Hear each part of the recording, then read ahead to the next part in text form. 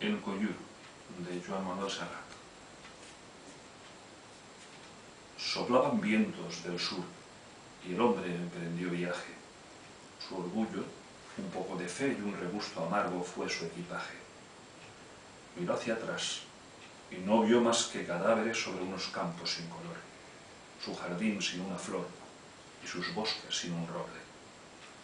Y viejo y cansado, a orillas del mar bebióse sorbo a sorbo su pasado. Profeta ni mártir quiso Antonio ser, y un poco de todo lo fue sin querer. Una gruesa losa gris vela el sueño del hermano. La hierba crece a sus pies y le da sombra a un ciprés en verano. El jarrón que alguien llenó de flores artificiales, unos versos y un clavel y unas ramas de laurel son las prendas personales del viejo y cansado que a orillas del mar bebióse sorbo a sorbo su pasado.